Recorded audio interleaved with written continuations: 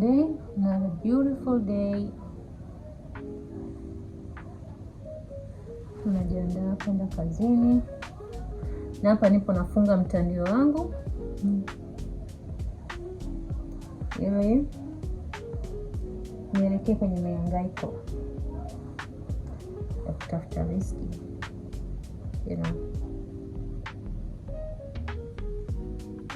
Independence ni nzuri.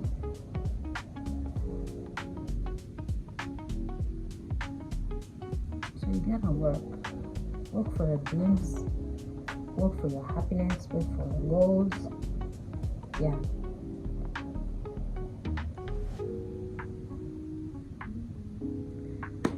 And by the way, napenda kuwatakia mfungo mwema kwa Waislamu na Wakristo. Tumebahatika safari hii tunafunga wote kwa pamoja, tuko kwenye ibada ya mfungo mwezi kwa Kwaresma pamoja na Ramadhani. Kwa nawatakieni ibada njema. Tusisahau kutubu jamani, tutubu kwa Mwenyezi Mungu, na pia tusiishie tu kuomba utajiri, magari na nyumba, lakini pia tumshukuru kwa sababu hii pumzi anayotupatia ambayo ni bure. Lazima tuwe grateful. Sawa, na kwa ambao ni wapendwa wao wanaumwa, naombea wapate kupona, wapate kusimama ili waendelee na majukumu yao ya kimaisha ya kila siku. Lakini naona nina muda kama dakika 5 au 10. Let me talk to you guys. Hey guys, Waridi hapa. Karibuni tena kwenye channel yangu ya Waridi Tube. Karibuni sana, na napenda kutoa shukurani kwa mapokezi mazuri sana yenye positiveness. Nawashukuruni sana kwa kunipokea. Lakini pia naomba kuomba radhi kwa video ya awali ambayo ilikuwa na changamoto kwa upande wa sauti. Sauti ilikuwa ndogo sana kiukweli, nakiri, na ni kwa sababu tu nilikuwa na excitement ya kutoa video. Nilikuwa nataka ni introduce hii channel yangu. Lakini nashukuru pia kuna mpendwa alikuja akanishauri nitumie vifaa kama hivi, microphone, ili kuamplify sauti.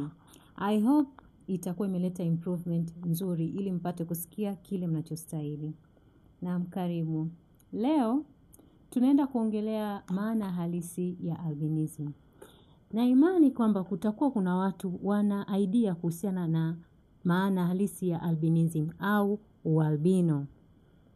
Naam, nini maana ya ualbino au albinism?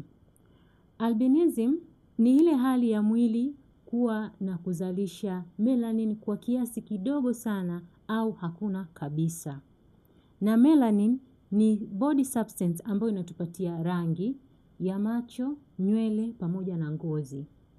Kwa hiyo ikikosekana kabisa ni albino anapatikana kuzaliwa.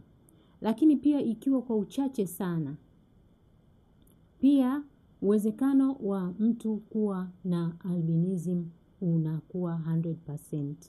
Kwa maana ndo pale unapokuta wapo aina nyingi, lakini leo sitaenda kuelezea, sawa. Ikiwa kuna uchache wa melanin, utaona wanakuwa na nywele za njano, za brown, kuna wengine na nywele nyekundu na kadhalika na kadhalika.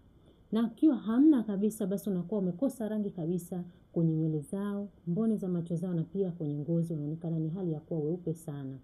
Lakini leo sitakuwa naelezea aina za albinism.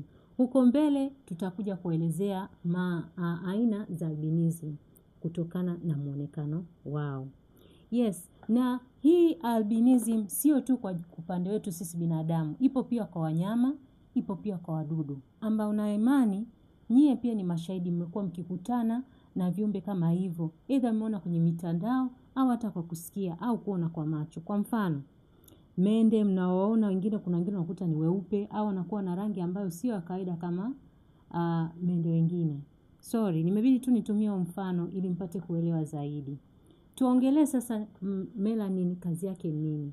Melanin pamoja kuwa ipo kwa ajili ya kutupa rangi, lakini ni body substance ambayo ni muhimu sana katika mwili yetu.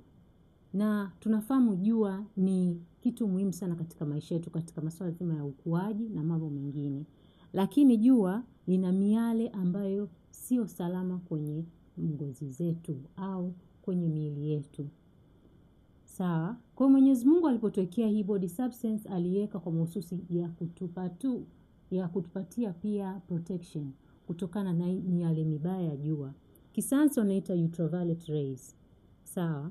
Na ikitokea kama una melanin kiasi kidogo au hauna kabisa, basi jua uko kwenye hatari kubwa ya kupata athari kupitia miale hii mibaya ya jua. Kwamba ikishapenya kwenye ngozi inaenda kuleta athari kubwa na sio nzuri kabisa kwenye maisha yetu. Kwa hiyo melanin ni substance muhimu sana katika miili yetu, lakini pia kama nilivyowaambia inatupatia pia rangi na muonekano. Sawa? Kwa naomba leo niishie hapa kuhusiana na swala zima la albinism au ualbino. Mpate kujua, mpate kupata picha. Sitaki kuwapa information nyingi sana. Nahitaji niwachieni hii kwa kiasi hiki leo mwende mkaielewe. Na kama pia kutakuwa na maswali nitafurahia sana nikiyakuta hapo kwenye comment section. Sawa? Alafu video itayofuata nitaenda kujibu. Kwa hiyo tafadhali endeleeni kutune katika hii channel.